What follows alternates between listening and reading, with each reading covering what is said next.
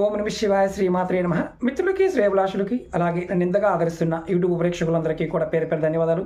మిత్రులారా, మీ అందరికీ పరాదేవత ఎల్లవేళలా మీతో ఉండి మీ మనోవాంఛ నెరవేర్చాలని మనస్ఫూర్తిగా కోరుకుంటున్నాను. ఈరోజు మనం ఎంత పెద్ద అప్పు ఉన్నా సరే, అంటే మీరు కొన్ని కోట్ల రూపాయలు అప్పు చేసినా సరే, ఆ అప్పు తీర్చడానికి అత్యంత ప్రభావవంతమైన 100% ఫలితాన్ని ఇచ్చే ఉపాయం చెప్తాను. చాలా తేలికైంది. ఈ విధానాన్ని మీరు తూచా తప్పకుండా పాటించినప్పుడు మాత్రమే ఫలితం ఉంటుంది. ఎలా చేయాలి, ఏ విధంగా చేయాలి మీకు తెలియచేస్తాను. అలాగే మీకు ఈ వీడియో నచ్చినట్లయితే లైక్ చేయండి. ఛానల్ని కొత్తగా చూసే మిత్రులు సబ్స్క్రైబ్ చేసుకోండి. పక్కనే ఉన్న గంట సింబల్ని యాక్టివేట్ చేసుకొని 10 మంది మిత్రులకు షేర్ చేయండి. ఎందుకంటే ఇలాంటి ఉపాయాలని మీ ఫేస్బుక్లో కావచ్చు, అలాగే వాట్సాప్ గ్రూపుల్లో కావచ్చు, ఇవి షేర్ చేయడం వల్ల ఇలా అప్పులు పాలైపోయి అప్పులు తీర్చలేక ఇబ్బంది పడుతున్న వారు ఎవరైనా సరే ఖచ్చితంగా అప్పులు తీర్చగలిగే మార్గాన్ని తెలుసుకోగలుగుతారు. ఈ ఉపాయం 100% ఫలితాన్ని ఇస్తుంది. చాలామంది మిత్రులు, అక్క చెల్లెలు రెగ్యులర్గా అడిగింది ఏంటంటే, మహమ్మారి వచ్చిన తర్వాత, అంటే ఏదైతే కోవిడ్ వచ్చింది, కోవిడ్ తర్వాత అప్పులైపోయాము, అనారోగ్య పాలయ్యాము, ఆస్తులు అమ్ముకోవాల్సి వచ్చింది, వ్యాపారం సరిగా సాగడం లేదు, దాని గురించి అప్పు చేశాము, అలాగే పిల్లల చదువు గురించి చేశాము, వ్యవసాయం కలిసి రాలేదు, వ్యవసాయంలో నష్టం వచ్చింది, ఇలా రకరకాల కారణాల చేత ఇబ్బడిముడిగా అప్పులు అయిపోయాయి. వీటి నుంచి బయటపడాలి అని చాలామంది అడిగారు. మనం అంతకుముందు వీడియోలో ఇచ్చిన అప్పులు రావడానికి కూడా చాలా ఉపాయాలు, ఎంజిన్ నెంబర్స్ చెప్పుకున్నాము, తాంత్రిక ఉపాయాలు చెప్పుకున్నాము, ఏదైతే పూజ చేస్తే అప్పులు తీరుతాయో చాలా విషయాలు చెప్పుకున్నాం. ఈ ఉపాయం చాలా అత్యంత తేలికైన, ప్రభావవంతమైన 100% ఫలితం ఇస్తుంది. ఎలా చేయాలో చెప్తాను. ఒకటి మాత్రం గుర్తుంచుకోండి, ఈ ఉపాయాన్ని శుక్రవారం నాడు మొదలు పెట్టాలి. అలాగే ఈ ఉపాయానికి కావాల్సిన పదార్థం కల్లుప్పు, దొడ్డుప్పు, రాతిప్పు, సీవు, అంటే సముద్రపు సాల్ట్, రకరకాల పేరుతో పిలుస్తాం కదా, దీన్ని తెచ్చుకోవాలి. అలాగే ఈ ఉపాయానికి మట్టి పళ్ళెం కానీ, అంటే మనకి కుండ కాదు, పళ్ళెం కానీ, అలాగే ఇత్తడిది కానీ, వెండిది కానీ, కాపర్ది కానీ, ఈ 4లో వాడాలి. స్టీల్, ప్లాస్టిక్ వాడకూడదు, అది మాత్రం గుర్తుంచుకోండి. అలాగే ఒక క్లాత్ కూడా కావాలి.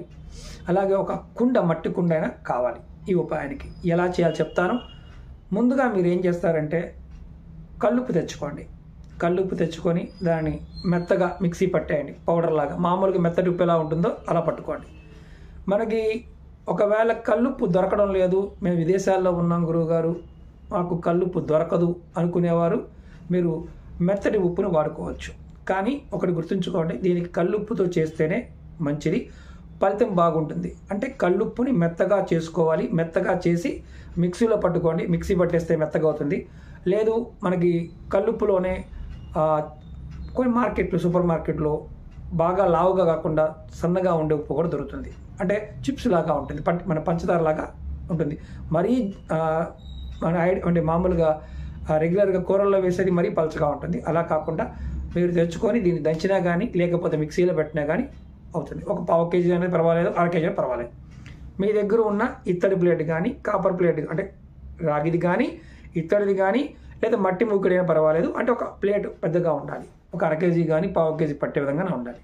మీరు ఏం చేస్తారంటే, ఈ ఉప్పు రెడీ చేసుకున్న తర్వాత శుక్రవారం నాడు ఉదయం కానీ, సాయంత్రం అయినా పర్వాలేదు, మీరు దీన్ని ఉప్పుని ఆ ప్లేట్లో పోసేయండి. పోసిన తర్వాత దేవుడి దగ్గర ఎదురుగా కాకుండా పక్కకు పెట్టుకోండి. మీరు దేవుడి దగ్గర కులదైవం కానీ, ఇష్టదైవం కానీ, మీకు ఏ అవకాశం ఉన్నా మీరు ఎక్కడైతే పూజ చేస్తారో అక్కడ, అంటే నాకేమి పూజ గది లేదండి అనేవారు కూడా మీరు ఎక్కడైతే నిలబడి నమస్కారం చేసుకుంటారో, ఎక్కడైతే ఒక పటం పెట్టుకుంటారు కదా, అక్కడ మాత్రమే పెట్టండి, పక్కన పెట్టండి.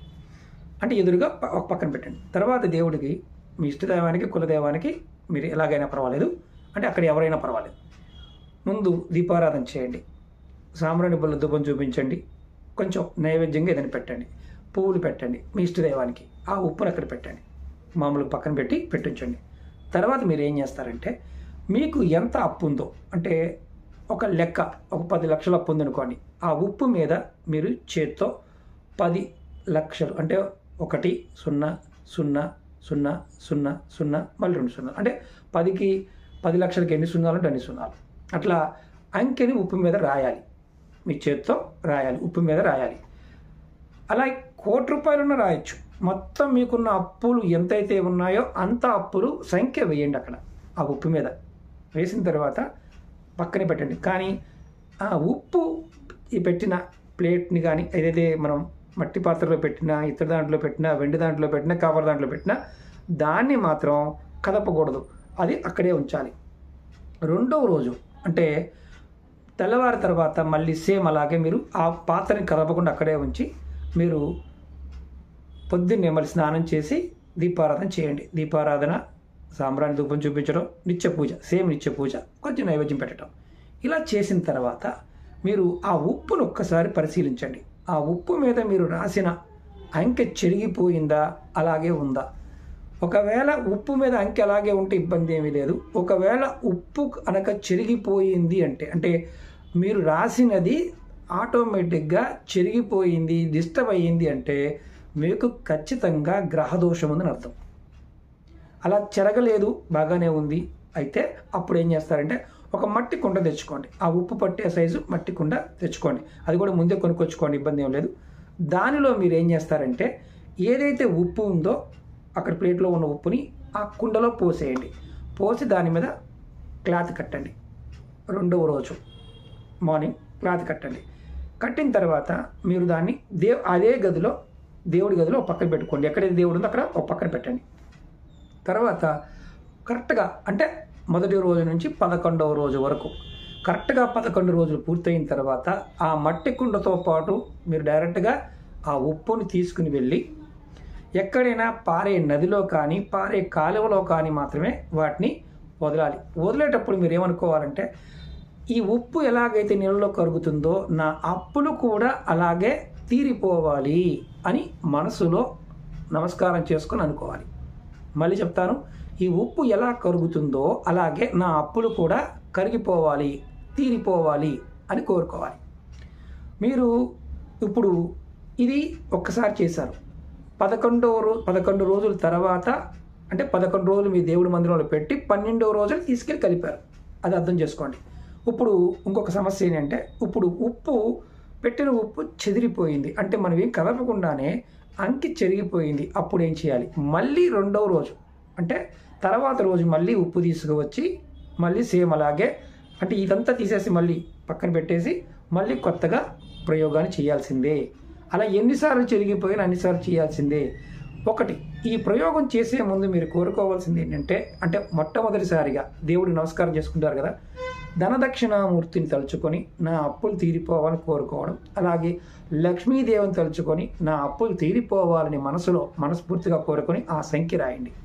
ఇది 11 రోజులు అలాగే ఉండాలి. ఇప్పుడు మనకు కొన్ని అనుమానాలు వస్తాయి. ఆ అనుమానాల గురించి కూడా చెప్పేస్తాను. గురువుగారు ఈరోజు పెట్టాను, తర్వాత నాకు నెలసరి వచ్చింది, 11 రోజుల మధ్యలో గ్యాప్ వచ్చింది, అప్పుడు నా పరిస్థితి ఏంటి? అప్పుడు నేను చేయకూడదు కదా.